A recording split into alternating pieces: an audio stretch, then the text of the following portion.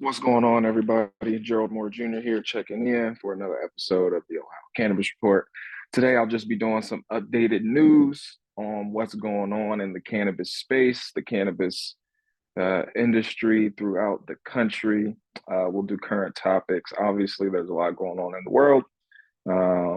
Blessings, peace to all who follow our channel, all that support. Please like and subscribe to our YouTube channel. Please follow us on Instagram at Ohio Cannabis Report. We're also on Twitter. You can follow us at Ohio Canna Report. Please send us your information if you have updated news, if you have some leads, if you have a story to share, if you have any type of information that would lead to helping us continue to move our mission forward of the destigmatization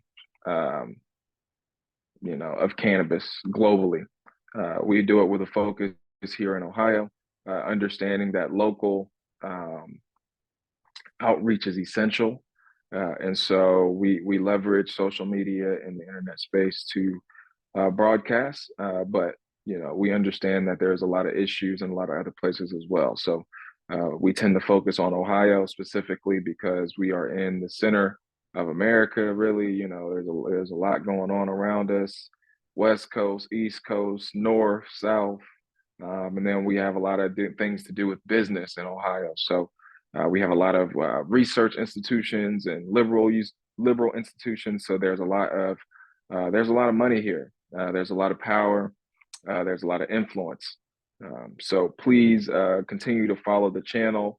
Happy 2024 to all of those who celebrate when the new year. Obviously, I believe the new year is springtime. But again, all those who celebrate, happy holidays to you all. Greetings. So I'm going to share my screen here, and then I'm just going to go over, some recent articles and things that have been going on in the space in Ohio. Ohio recently became rec.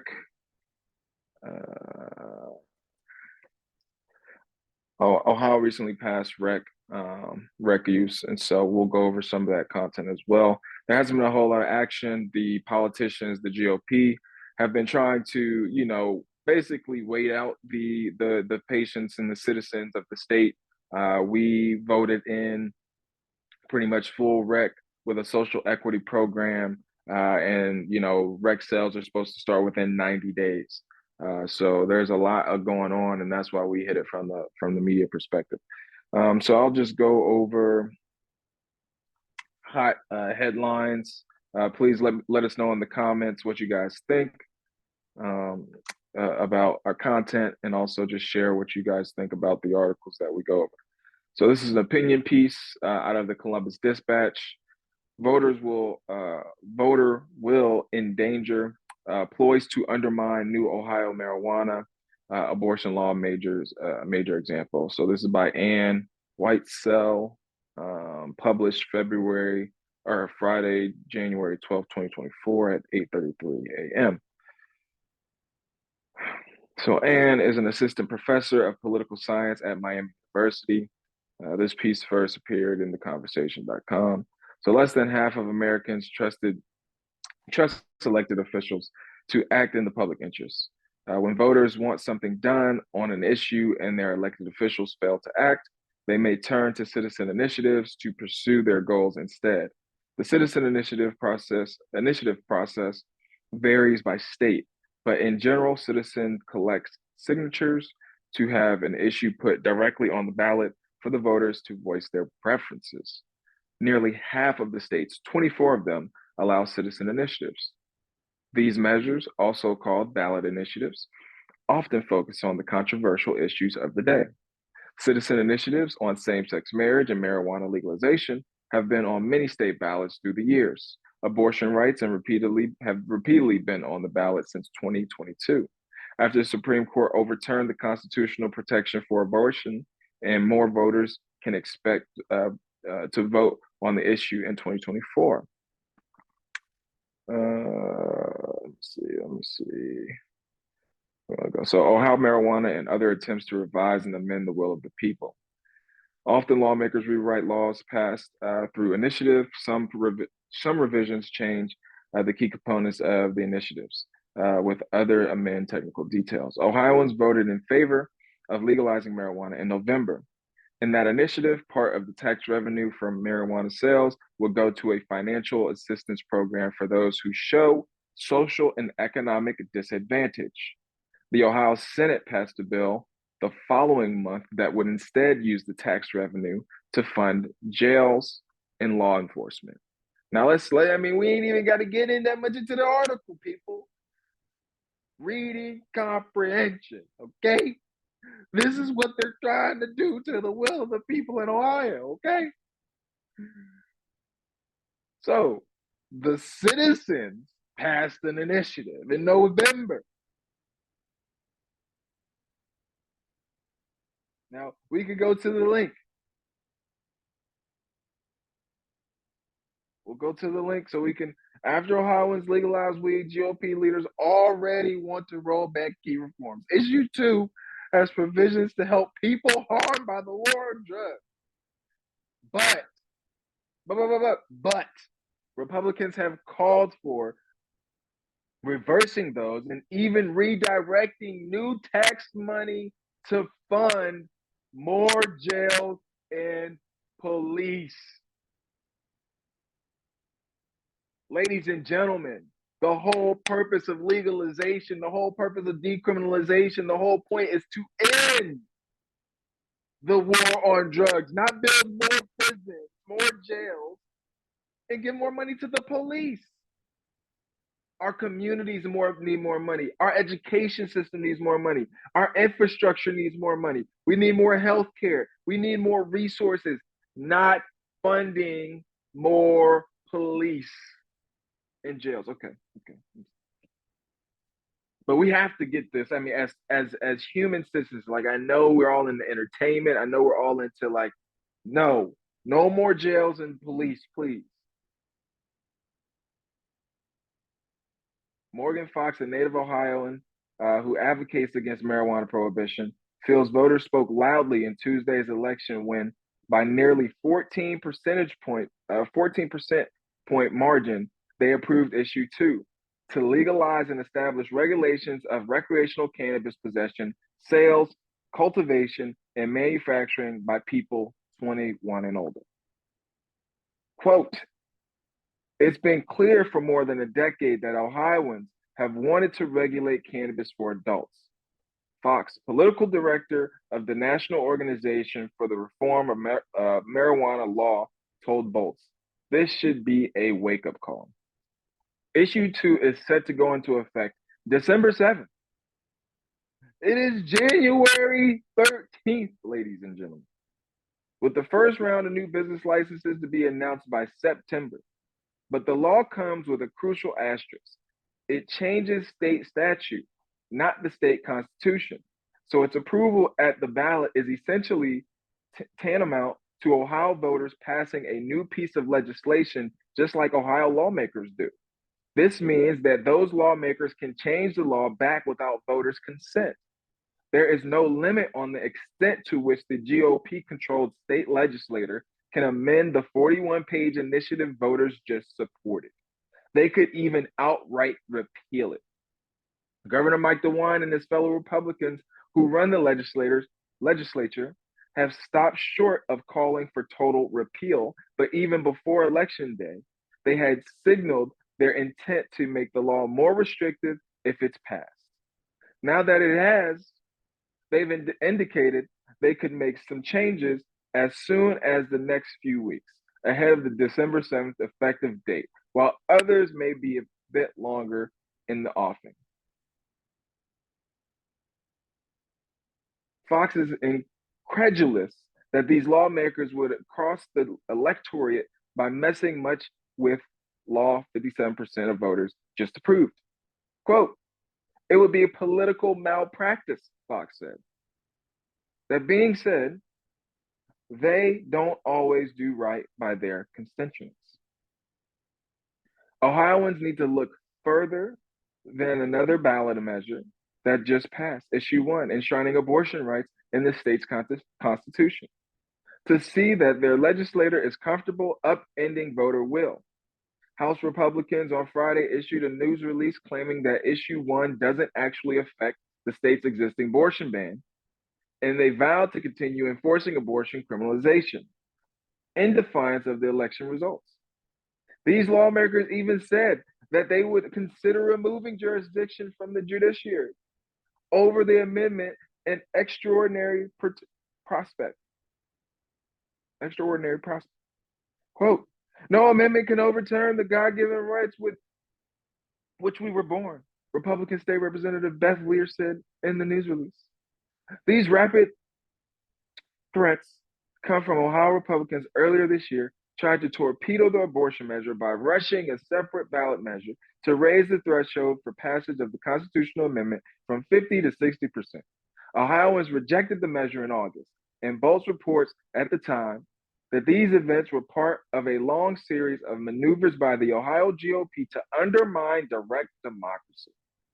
Kat Packer, director of drug markets and legal regulation at the Drug Policy Alliance, now worries that cannabis regulation ushered in by issue 2 could similarly be distorted by politicians. Quote, I think there's going to be this real disconnect with particular GOP legislators wanting to overturn the will of the voters and make this potentially something that actually does the opposite of what the voters intended in trying to address some of the harms of the drug war. It may be used as a vehicle to double down on some of those harms, she told Bolts. GOP leaders of both Ohio legislative chambers have already confirmed they'll consider reversing aspects of issue 2 that sought to unwind drug war policies, which have produced vastly disproportionate enforcement of marijuana laws against African American, ADOS, Black people in the state of Ohio. Issue 2 contains provisions to automatically expunge the records of Ohioans who already have criminal convictions over marijuana. Other states have passed such a reform after legalization, but for now, Ohio lawmakers seem more likely to loosen the measures, other equity provisions, than to strengthen them. Senate President Matt Huffman has said that he takes issue with the amount of tax revenue that will be dedicated to promoting cannabis business opportunities for those most personally affected by prohibition. Come on. As it stands, issue 2 calls for a 10% tax on marijuana sales, with a plurality of the proceeds going towards a program meant to provide financial assistance and license application support to prospective cannabis business owners who demonstrate both social and economic disadvantage resulting from the historically racist and classist enforcement of marijuana laws. That includes people and family members of people who have been arrested for, convicted of, or adjudicated delinquent for a marijuana-related offense, the law states. Instead, some Republican leaders have signaled they want the tax money to serve very different purposes. Speaker Jason Stevens told local media that the legislators should allocate tax revenue from cannabis sales to fund jail construction and law enforcement training. His remarks have alarmed people who worked to pass issue 2 in Ohio, who say that the main reason they sought the initiative was to reduce incarceration and criminalization stemming from drug charges. FBI data shows Ohio has arrested at least 5,700 people in each of the past 3 years for selling or possessing marijuana. And Black Ohioans have long been targeted at much higher rates than their white peers, despite comparable rates of marijuana usage and sales. Fox saw this up close when he was arrested multiple times in Ohio for possession of marijuana. These charges, he said, hampered his ability to take out student loans and to find housing and employment. But Fox, who is white, said he got off relatively easy. I would go to court and have the exact same charge and criminal history and the same exact judge on the exact same day. And I saw people who didn't look like me get much worse sentences.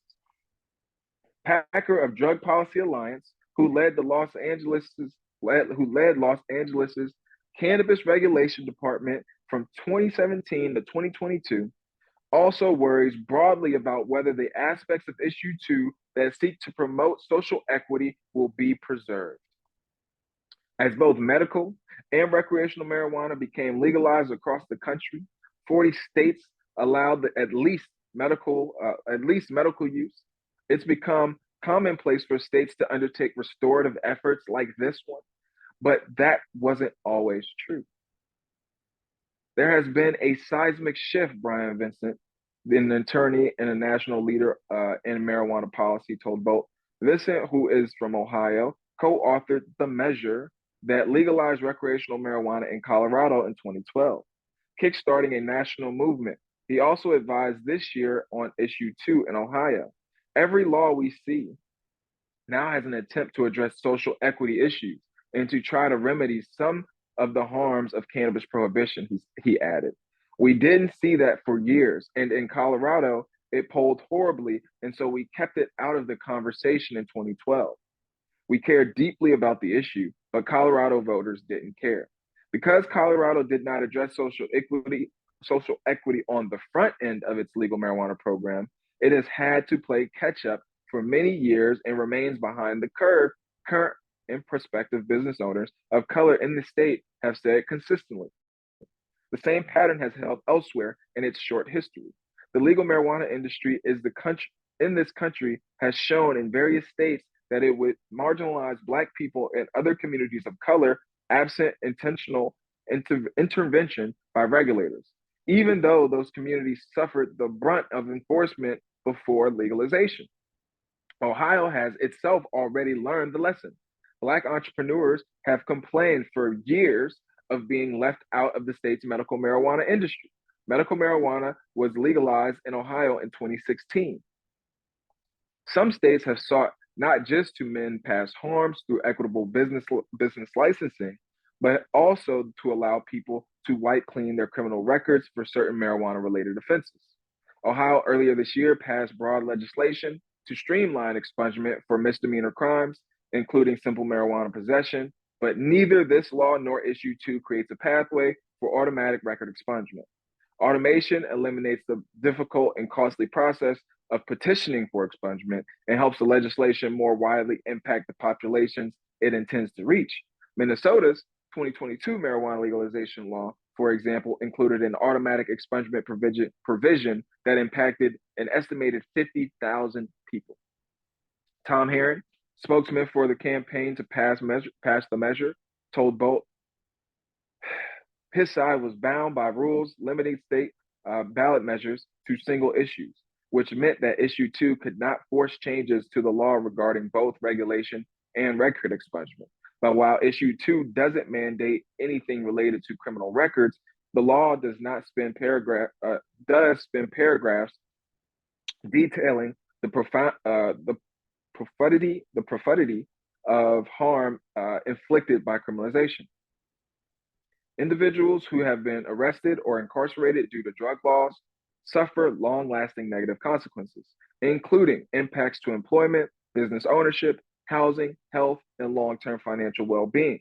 The law states family members, especially children, and communities of those who have been arrested or incarcerated due to drug laws suffer from emotional, psychological, and financial harms as a result of such arrests or incarcerations. The law continues, argues for remedying the harms resulting from the disproportionate enforcement of marijuana laws. Advocates hold out hope that some future legislation can address these harms. But for now, their biggest concern is lawmakers keep intact as much of issue 2's language as possible. Packer said that when she reviewed those sections of issue 2, plus those meant to promote equity and licensure, she feared that lawmakers would not let them stand in the ballot measure passed. Now that it has, And now that leading Republicans have signaled they'll revise the law, she added, I imagine those may be some of the first provisions that are on the chopping block. Because Ohio is 24th among the U.S. states to legalize marijuana, Packard added, it cannot plead ignorance uh, as to what will happen should lawmakers scrap equity-minded provisions of issue 2. Ohio should know better, and it is in a position to do better, she said. Whoo! Whoo! Ladies and gentlemen, let me know. Make sure y'all like and subscribe. Make sure y'all like and subscribe. Make sure you share the channel, share this video with your friends, with your network. Comment. Let me know what you guys think about all that. I'm sorry that was a lot of reading. I am not a robot. I am not artificial intelligence. I've been hitting the head a lot. I played football. Shout out to the Ohio Bobcats. Shout out to everybody. But whoo, that was a lot. That was a lot. But I'm all for legalization, folks. I'm all for decriminalization, folks. I'm all for freeing the people. The police do not need any of the tax money from cannabis sales. And I'm going to take me a cannabis break right now. This is some extract. What is it? I forget which one it is. Some sour orange, maybe. I had some do-si dough. Got some layered cake.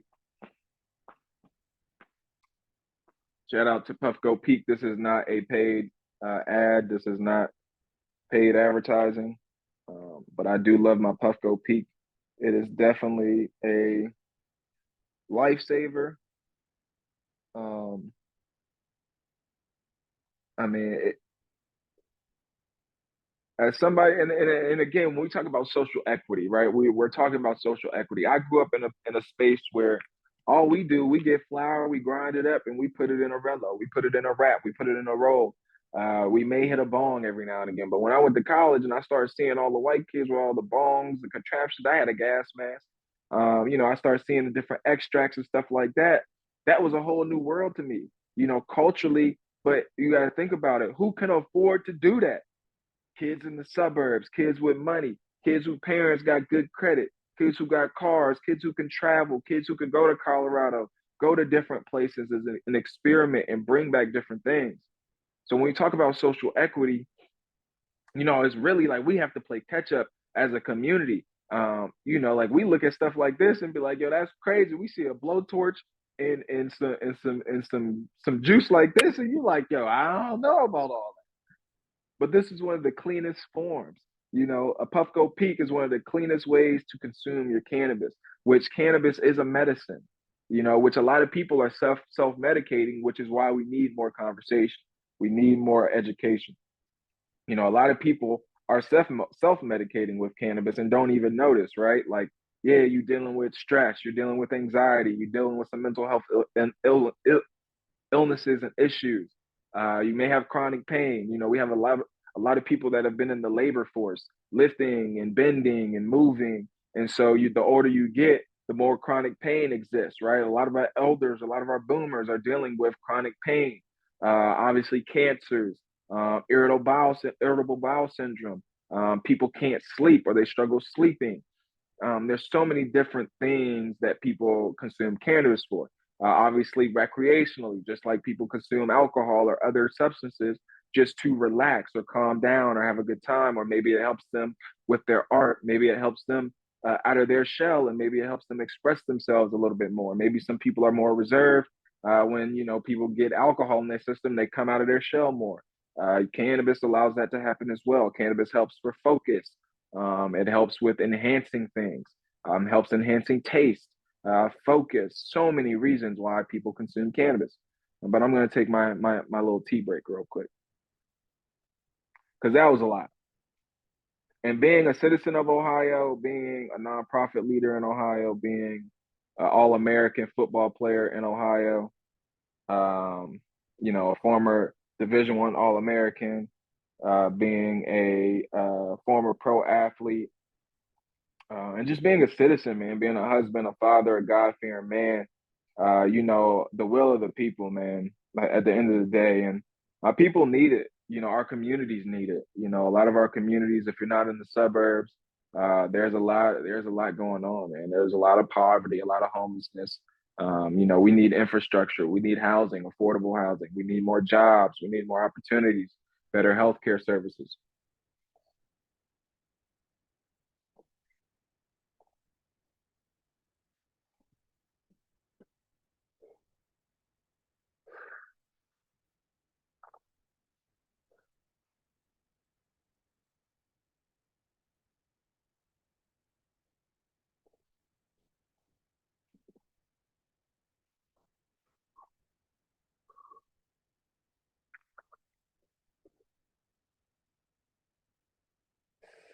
I needed that.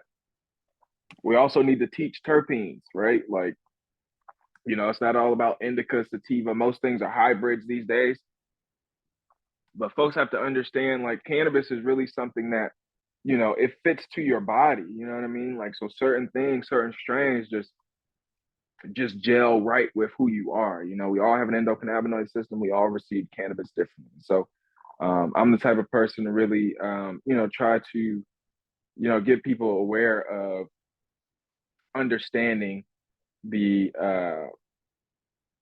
science, right, or the method behind the madness per se. So you know, we got to keep educating the community. We got to keep you know, helping our folks out. I'll be right back. My computer's about to die. I gotta get my charger. Take a smoke break.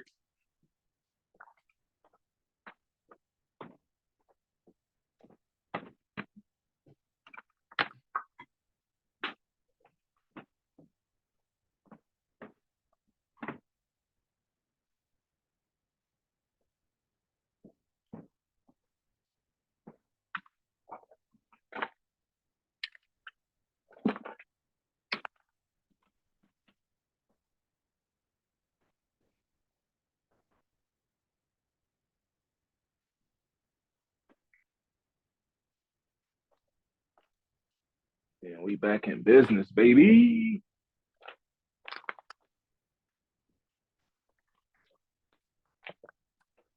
Again, I want to thank everybody for tuning in. Please like and subscribe to the Ohio Cannabis Report channel. You can follow me personally on Instagram at Ohio or at Gerald Moore Jr. Also, go check out Courage and Cannabis.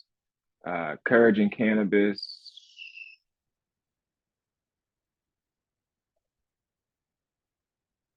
Uh,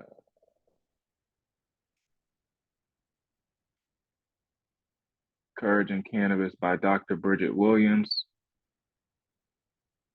There's volume one and volume two. Here's volume one.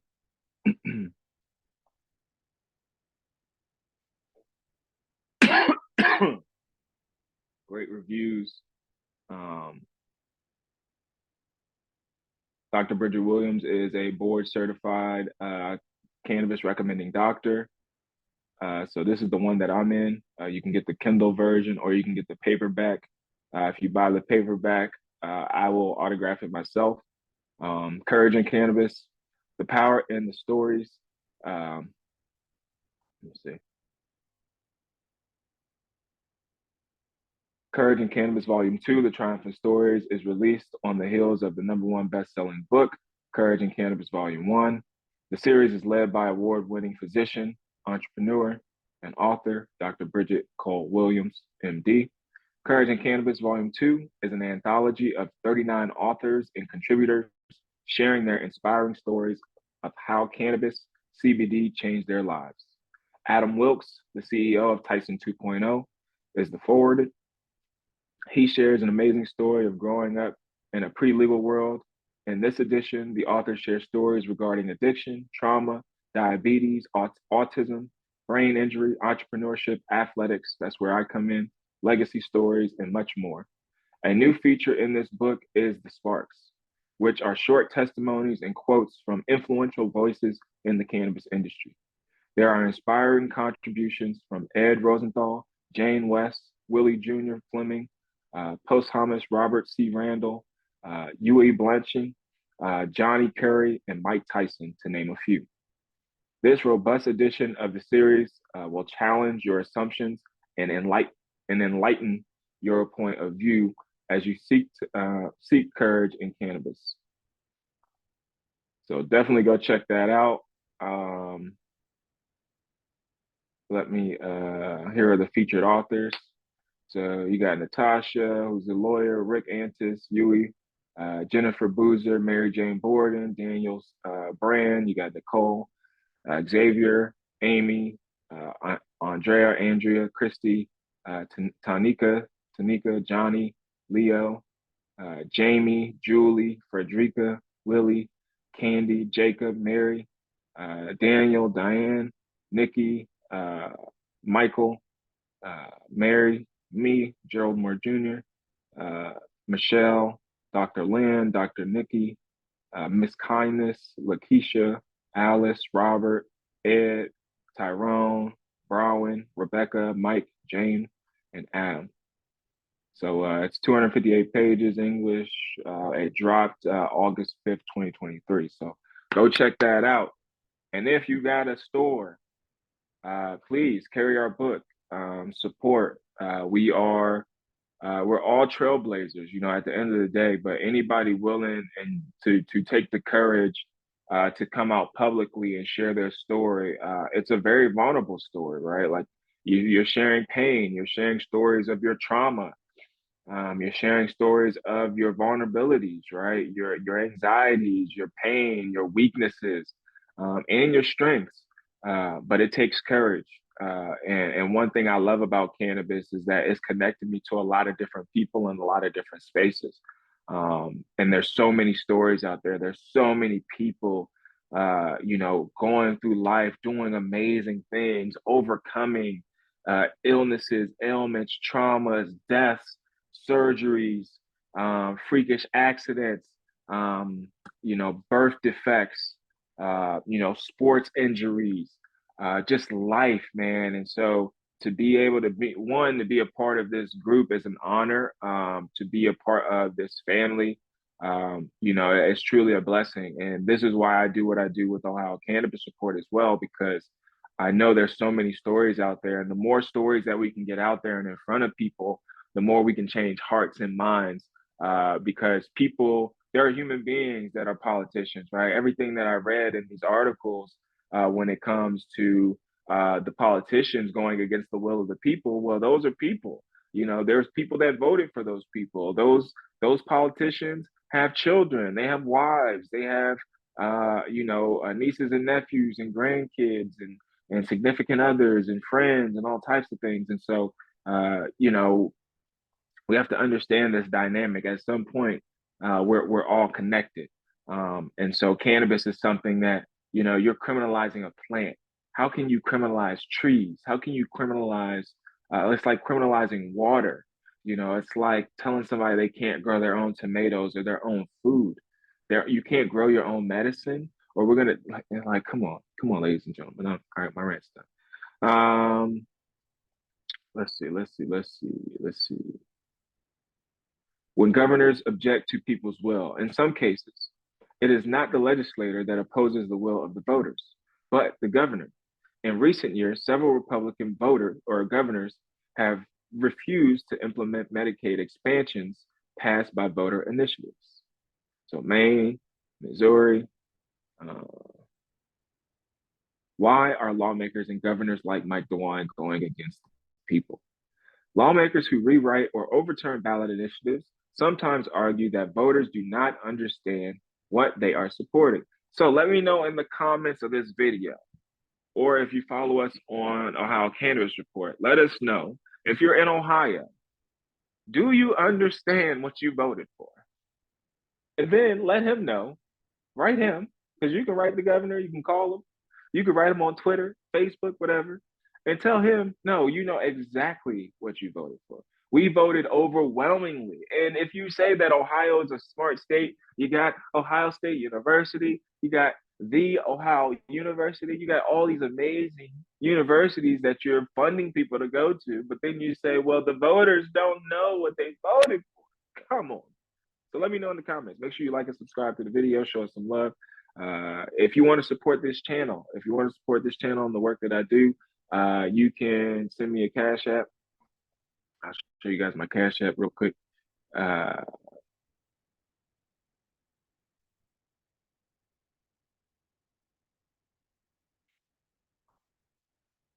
G13 Ventures. It's probably not gonna pop up. Let me take that effect though. But it's $G13 Ventures.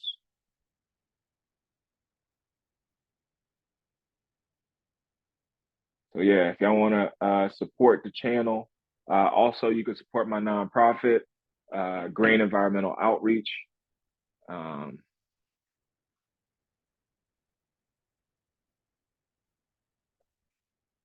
You can support the work that I do at my nonprofit in the community. So we're creating positive and healthy, vibrant communities. So this is actually a video of our garden. We're changing the world around us through people, power, and green spaces. Just bringing community back. Our mission, and we do have a health fair coming up in Springfield, Ohio. We worked with this community organization. They built us our shed for housing all of our tools for the garden.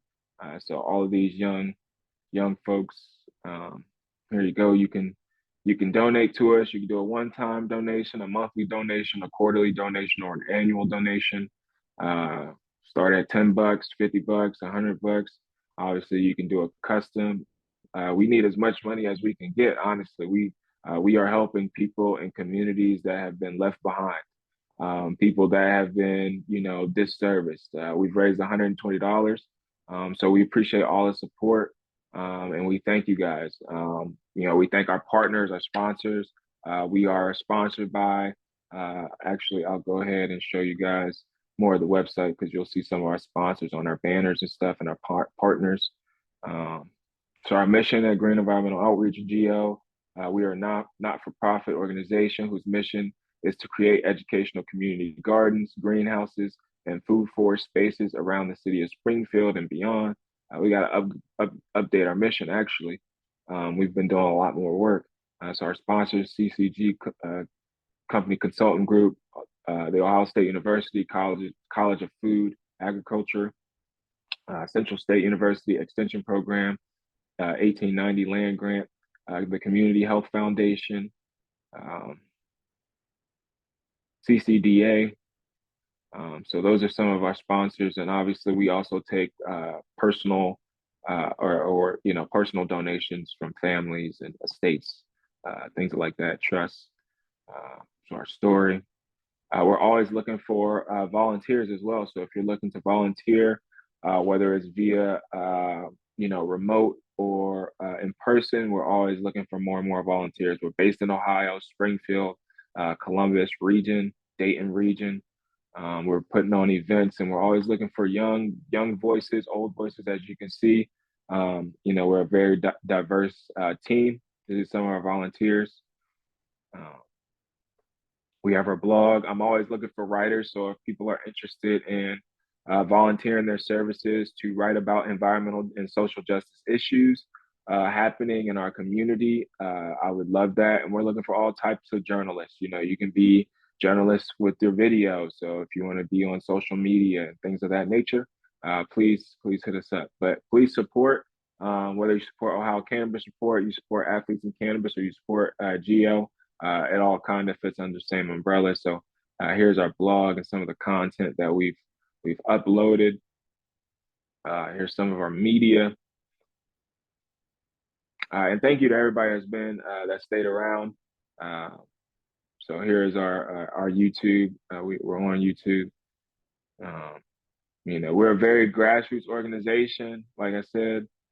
So every little bit helps to support our organization and help our mission, help us spread our mission, man. We're a volunteer, or we're a veteran owned and founded nonprofit. We are women founded and operated, and so we support a diverse range of folks. We have boomers, we have millennials, we have Gen Z, Gen X, and we're in the garden.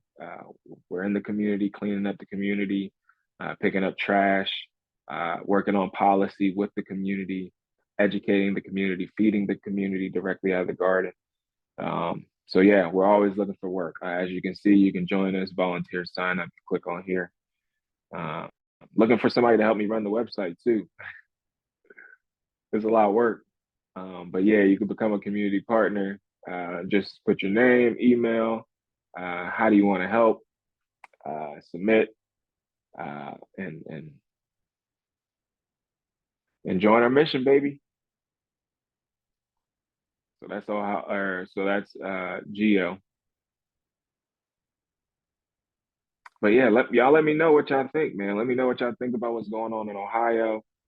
What's going on with the politicians? What can we do? How can we come together as a community, uh, and build a united front? So we're on more of a one page, because right now, we know a lot of people are going to Michigan, and so again, we're losing for the state. And I'm not mad at them, right? Like, I'm not mad at Michigan for doing what they're doing, but we got to understand the reality of what's going on. And so as a citizen of the state of Ohio, I want the best for Ohio. I have children. My children have been born in Ohio. My wife is from Ohio. I have a lot of family here, and I want the best for the state that I'm currently an asset to and living in. And so I see cannabis as an asset. Ohio being a agricultural state means cannabis is an agricultural plant. And so cannabis should be at the forefront of a lot of our conversations. And we need social equity at the forefront of all of those conversations. And we need to use our voices. We need to step up to the plate. We need to testify. We need to go to the state house, which is the people's house. We need to have these conversations in public forums, at the libraries, at the fairgrounds, at dinner tables, in our public settings. Um, this is not a partisan, like, this is a bipartisan issue. No matter what you lean towards, it's healthcare and wellness. Do you want your mom and dad to live a little bit longer? Do you want to live a little bit longer? Do you want to help your kids who are living in an age of rampant anxiety and stress and depression and ailments and illnesses? I mean, we got to be, come on. And you have to use your voice. It's not good enough to be silent. If you're silent, you're complicit. And so, to a lot of, I challenge a lot of my peers and my counterparts who sit on the privileged side to use your voice. It's not good enough to say, "Oh, I get to be a little white drug dealer now," and put that in my post, and it's all cute and cool, and wear some Air Force Ones, some dirty Air Force Ones. There are people in communities that have been disproportionately impacted by the war on drugs. And some of y'all parents voted for those people. Some of y'all grandparents are those people. Some of your grandparents are the police, are the sheriffs, are the politicians, are the lawyers, are the doctors. So y'all get to live a life where y'all get to, because trust me, I lived a life with a lot of rich kids growing up. So I know the doctors whose houses I was smoking hella weed at while they was at work. I know how the game goes.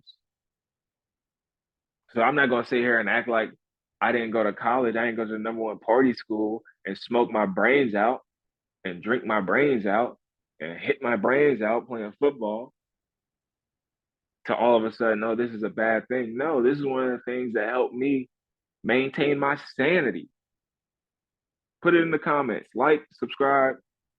I mean, if you feel me, man, like, I'm so passionate about this plant, and you can't just sugarcoat this plant. This is real life. People's real lives have been impacted by the war on drugs. Our family members.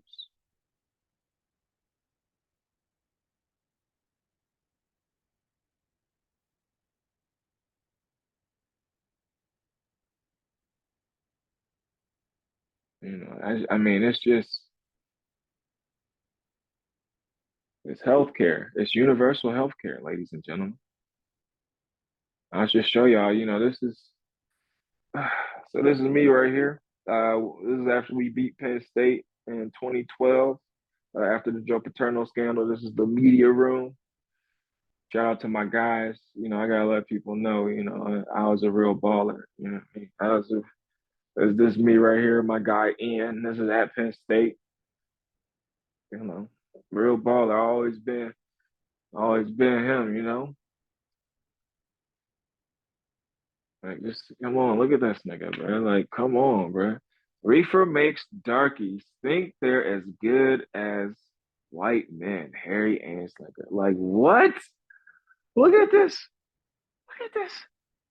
Like, this is what we dealing with right now because of this thing is like this.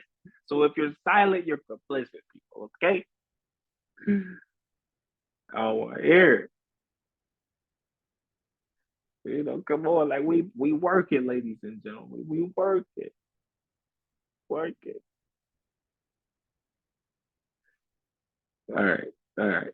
So back to some news. Back to some news. If you've been here, thank you. Thank you for supporting the channel. Thank you for supporting Ohio Cannabis Report. Be sure to follow us at Ohio Cannabis Report on Instagram. Share us your stories, man. Like, I want to do more interviews. I want to do more podcasts. 2020. I mean, I got that 2024 energy right now. I've had it. I've been there, but I've been waiting for the Cat Williams. I feel seen. And where is Cat Williams from? Ohio. Like, yo, Cat Williams, if you see this, can we get you on the Ohio Cannabis Report? I need you to be. I'm hitting up Cat Williams. Somebody send Cat Williams this. Tell him we need a partner. We need him on because what he did on Club Shay Shay, I gotta see how many views he done got up to.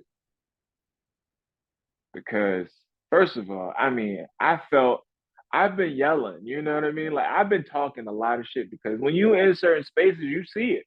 Like the stuff he talking about, like, yeah, people do certain things to get certain contracts and do certain things to set themselves up, especially in that space. People act a certain type of way to, same thing in politics and business. It's up to 46 million views. Woo! Woo! How many days? And that's Ohio. And Ohio got people, bro. Like, but if you notice, like Ohio's big time people, like you don't really hear about them doing though. Like the only people I hear about doing social justice work or speaking up is John Legend. And every presidential election, John Legend come out of fucking nowhere. You know what I mean? John Legend come out of nowhere and get all the old people, all the old Democrats. And I'm not rocking. Like at the end of the day, like I need Democrats to get their act together in Ohio. Because right now, I ain't gonna go down that rabbit hole with y'all right now, but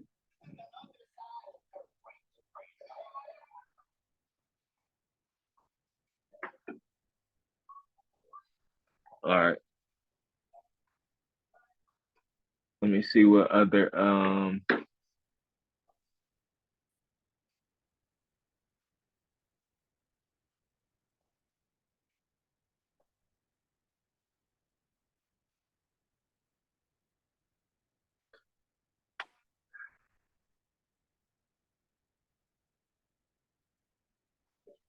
we'll do some patient updates, see what they got for us. Um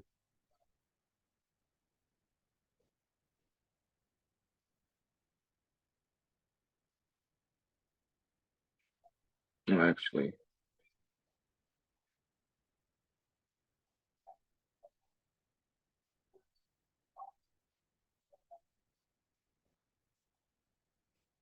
mm,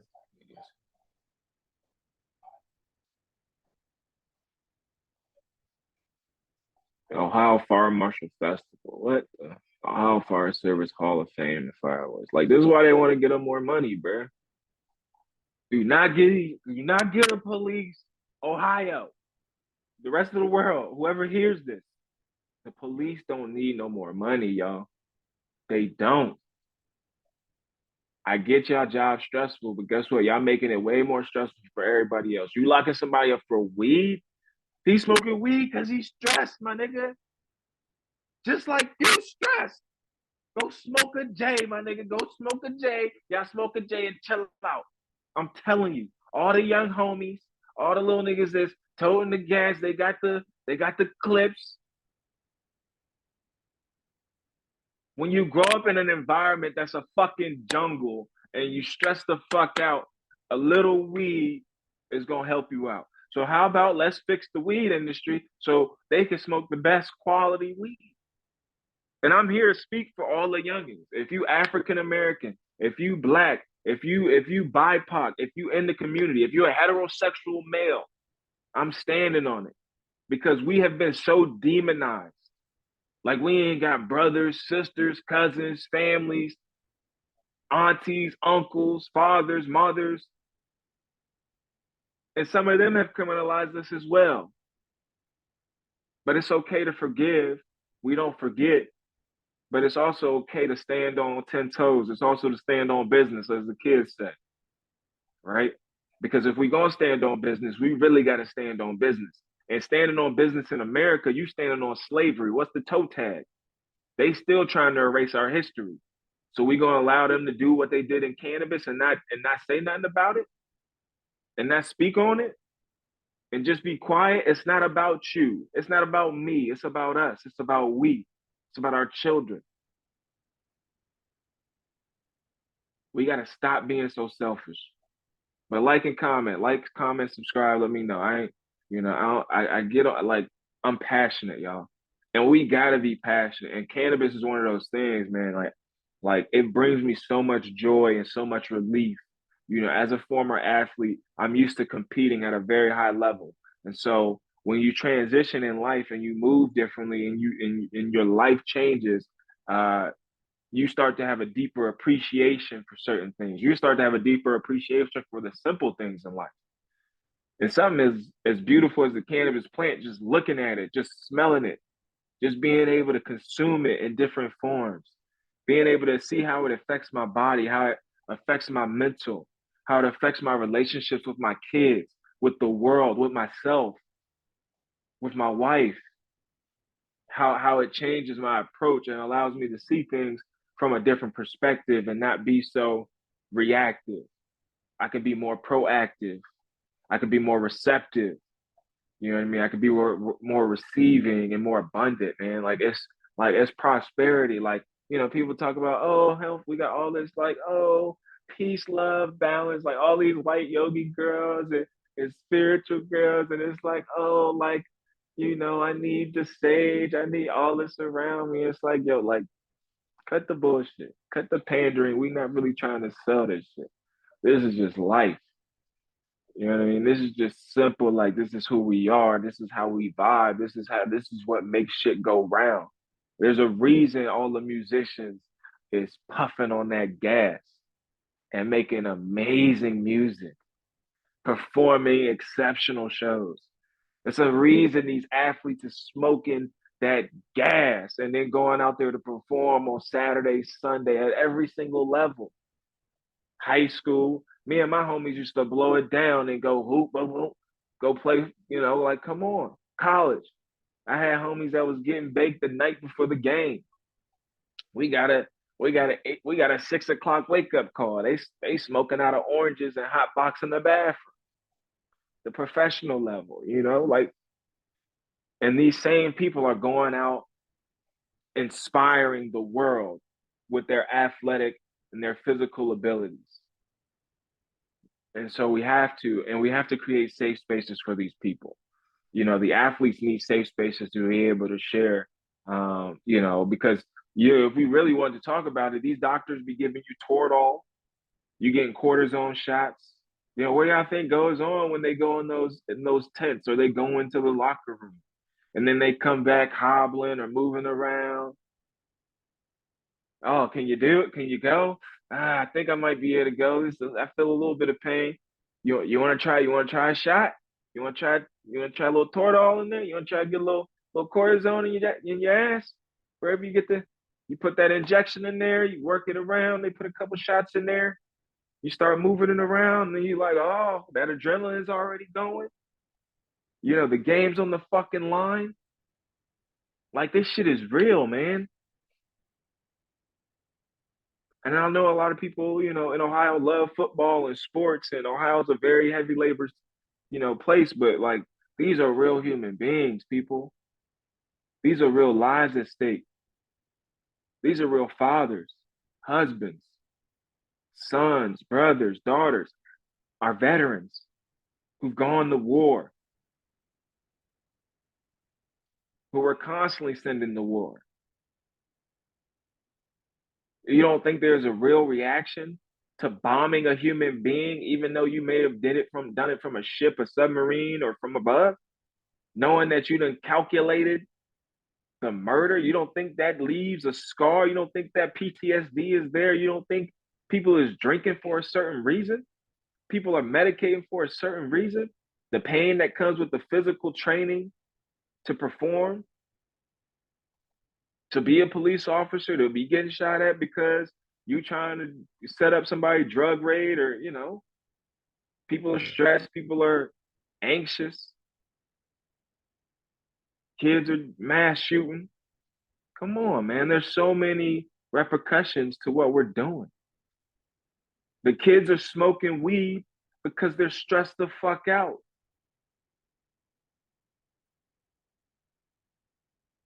People are smoking weed because they're stressed the fuck out. Their job. Oh, I gotta make more money because I gotta pay this mortgage. I gotta make sure my kids got the best opportunities. I gotta send them there. I gotta pay for college, and college's tuition's raising, and utilities are raising. Man, come on, man. We need home grow. We need craft grow.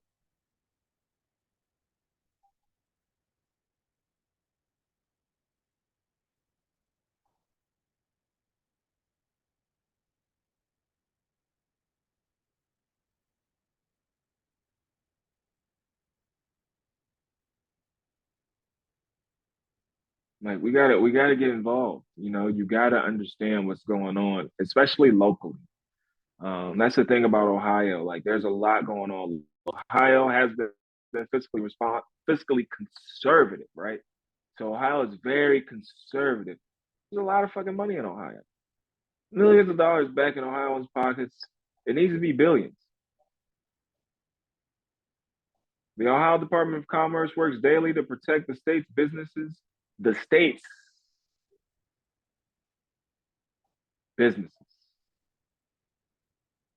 and families, and prepare them for the future. As we begin a new year, we're highlighting important work done for Ohioans through our divisions and reminding different populations of opportunities they can take advantage of in 2024. Commerce plays a part of every household across Ohio, said Director Sherry Maxfield. In 2024, our agency will expand the use of technology to further increase engagement with the businesses we regulate and the consumers we serve. In 2023, the department's Division of Unclaimed Funds saw more than 4.3 million searches for unclaimed funds on missingmoney.com. These searches led to more than 43,000 claims being filed. More than $139 million was returned to Ohioans in 2023. The division was featured on Good Morning America, which visited the Ohio State Fair and helped fairgoers finding more than $322,000 in missing money during the fair. During the calendar year, Ohio businesses reported more than $418 million in unclaimed funds to the division. Ohioans can search for unclaimed funds anytime visiting unclaimedfunds.ohio.gov or missingmoney.com. The Division of Liquor Control started an online-only renewal process for all permit holders. The divisions launched the effort during the October 2023 renewal cycle, and is currently in the middle of its February 2024 renewal cycle. Going all on the line permit renewals was just one part of DOLC's broader effort to use technology to enhance the division's licensing experience for Ohio businesses. Let's see. But yeah, I mean, there's a lot of money in Ohio, man. But the people gotta wake up. So I did want to go over this marijuana moment. Feds released marijuana documents confirming Schedule 3 recommendations based on accepted medical use. Let me see if I can.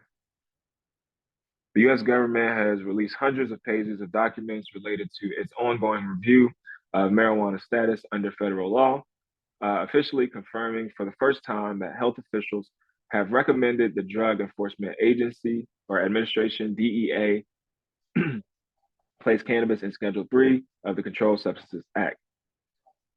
The 252 pages of documents from the Department of Health and Human Services explains that cannabis has a currently accepted medical use and treatment in the United States and has a potential for abuse less than the drugs or other substances in Schedule 1 and 2.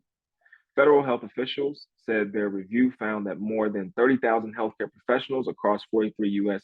jurisdictions are authorized to recommend medical use of marijuana for more than 6 million registered patients for at least 15 medical conditions. There exists widespread current experience with medical use of the substance by health care practitioners operating in accordance with implemented jurisdiction, authorized programs where medical use is recognized by entities that regulate the practice of medicine, HHS said. Attorney Matt Zorn, to whom the documents were released, sued the government following the Freedom of Information Act request to obtain rescheduling memo. So here in milligram pursuant to the Controlled Substances Act, I, the Assistant Secretary for Health, and recommending that marijuana, referring to botanical cannabis, cannabis sativa, that is within the definition marijuana in the CSA, be controlled in Schedule 3 of the CSA. Upon consideration of the 8 factors determinative of control of the substance under 21 U.S.C. 81C, the Food and Drug Administration, FDA, recommends that marijuana be placed in Schedule 3 of the CSA. The National Institute of Drug Abuse has reviewed an enclosed document which were prepared by the FDA controlled substance staff and are the basis of FDA's recommendation and concurs with the FDA recommendations. Marijuana meets the findings for control of in Schedule 3 set forth US 20 or 21 USC 812. Sheesh. This is why lawyers get paid, boy, to just read. My gosh.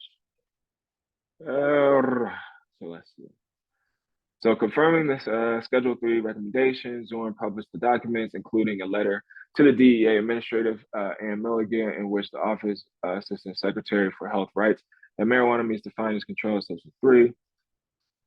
Much of the documents discuss the government's 8 factors and analysis for scheduling drugs, emphasizing the importance of marijuana's abuse potential compared to other drugs, whether it has currently accepted medical use, and its relative safety and risk of physical dependence. Regarding accepted medical use, the review looked both at current acceptance and whether available scientific literature supports those uses. On the first point, HHS acknowledged that most U.S. states have legalized marijuana for medical use, noting that some medical cannabis programs have been in place for several years and include features that actively monitor medical use and productive quality characteristics of marijuana dispensed. Regarding efficacy, the memo says that review of the available information identified mixed findings of effectiveness across indications, ranging from data showing inconclusive findings to considerable evidence in favor of effectiveness, depending on the source. The largest evidence-based effectiveness exists for marijuana use within the pain indication, in particular, neuropathic pain, it says. Specifically, the agency found most authors concluded there is some benefit from with marijuana in the treatment of pain conditions, generally ranging from low to moderate effect based on low to moderate quality of evidence. The review conducted by the Food and Drug Administration, FDA, however, did not find support for marijuana providing benefit for epilepsy or anxiety. And the memo says the agency found the risk of adverse events associated with treating PTSD with marijuana may be more substantial than any limited benefit in observational studies. Overall, there is a lack of quality clinical data to support the use of marijuana for PTSD, the agency said. The review also found some evidence of benefit in Crohn's disease when treated with marijuana. Though positive effects appeared, mostly limited to subjective symptoms and not disease activity. On balance, the agency continued, the available data indicated there is some credible scientific support to substantiate the use of marijuana in the treatment of pain, anorexia related to certain medical conditions, and nausea and vomiting, chemotherapy induced, with varying degrees of support and consistency of findings. Taken together, the data support the substantial number of healthcare practitioners have gained clinical experience with at least one specific medical use of marijuana under state authorized programs. Despite being less of an endorsement of marijuana's medical benefits than some advocates might have hoped for, federal health officials said in the recommendations that none of the evidence from the systematic reviews included in our analysis identified any safety concerns that would preclude the use of marijuana in the indications for which there exists some credible scientific support for its therapeutic benefit. Whew. In terms of relative safety compared to other substances, the Federal Health Review concluded that the risk to the public health posed by marijuana are low compared to other drugs of abuse, heroin, cocaine, benzodiazepines, I don't know how to, based on an evaluation of various epidemiological databases from emergency department visits, hospitalizations, unintentional exposures, and most importantly, for overdose deaths. For overdose deaths, marijuana is always in the lowest ranking among comparator drugs, it said. The National Institute of Drug Abuse is on board with the agency's analysis and document sets. In comments about the newly released information, Rep. Earl Blumenauer, founder of the Congressional Cannabis Caucus, said the news continues to progress, made toward ending prohibition. Even though this has long been anticipated, it is still a very welcome development, the congressman said.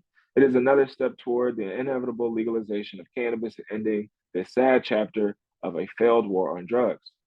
The document release represents a measure of public transparency so far not seen in government's rescheduling review. Prior to Friday, all that had been made public were a highly redacted version of the memo released by Zorn last month and a single page of the recommendation revealed in October, also heavily redacted. News first broke of the health agency's rescheduling advice in August. While it was widely believed HHS had recommended a Schedule III classification alongside substances like ketamine and Tylenol with codeine, the documents released by Zorn on Friday are the first to formally confirm that detail.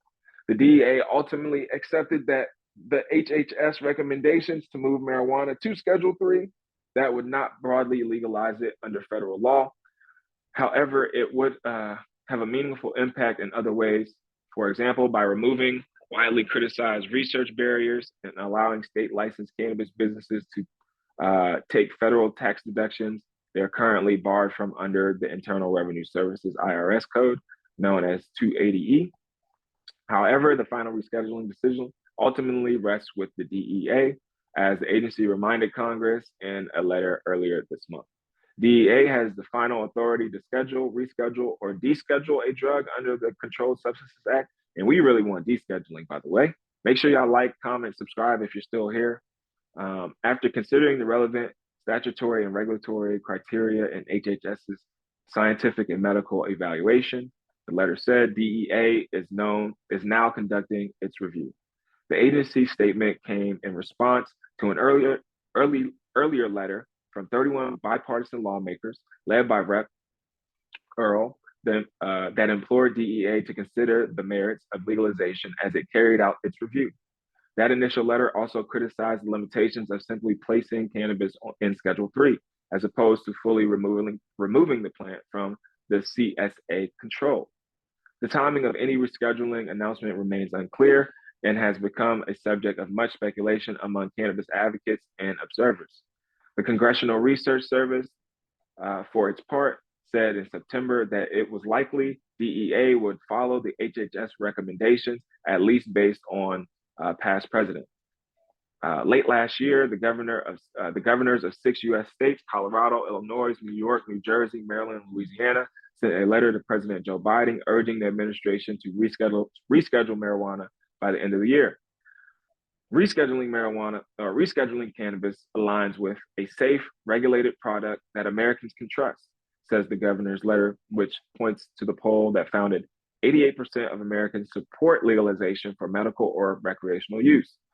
As governors, we might disagree about whether recreational cannabis legalization or even cannabis use is a net positive, but we agree that cannabis industry is here to stay, that states have created strong regulations, and supporting the state's regulated marketplace is essential for the safety of the American people.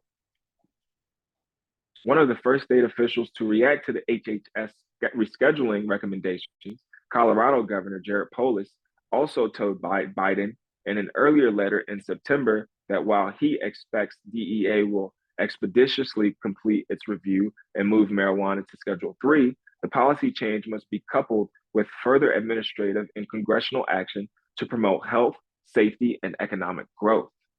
Meanwhile, 6 former DEA heads and 5 former White House drug czars have sent a letter to the Attorney General and current DEA administrator voicing opposition to the top federal health agency's recommendation to reschedule marijuana.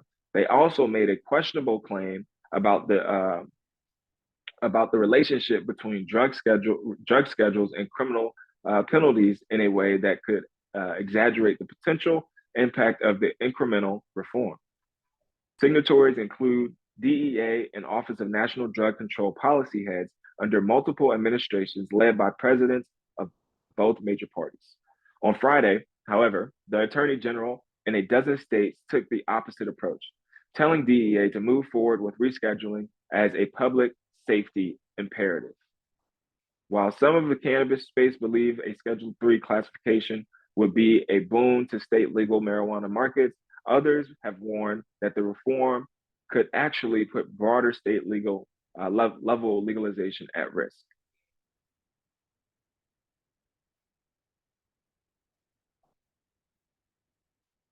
So yeah, man, like, whew, that's a lot. That's a lot.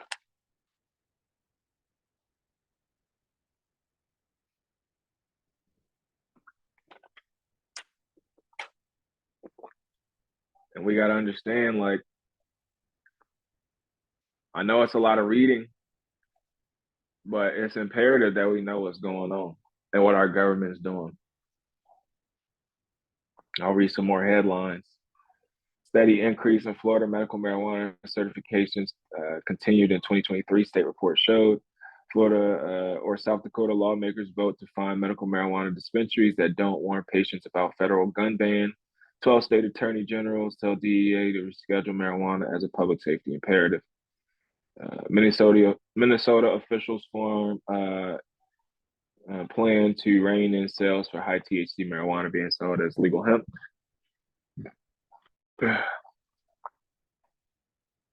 Yeah, man. So make sure y'all tap in with me, man. Make sure y'all tap in with me. States that legalize marijuana. Oh, I need this for my athletes in cannabis. So states that legalize marijuana see enhanced college basketball recruitment study finds. All right, guys, I'm gonna end this one. Thank you guys for being here. Thank you guys for supporting the Ohio Cannabis Report. Please subscribe to our channel. Please follow us on Instagram at at Ohio Cannabis Report. This is actually let me see.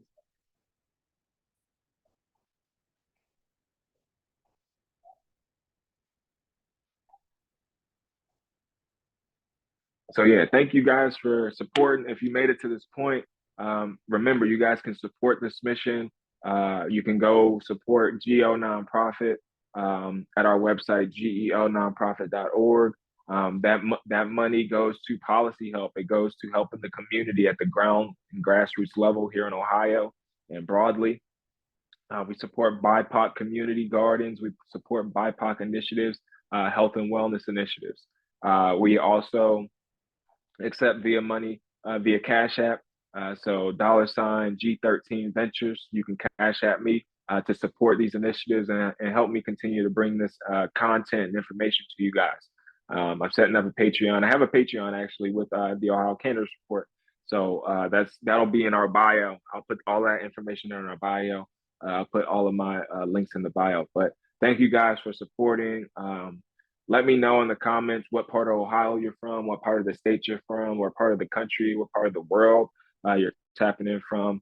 Let me know what's if you're a cannabis consumer, if you're interested in cannabis, what your profession is, what you think about the topics that I read, what you think about legalization, what's your favorite terpenes, what is your favorite strain.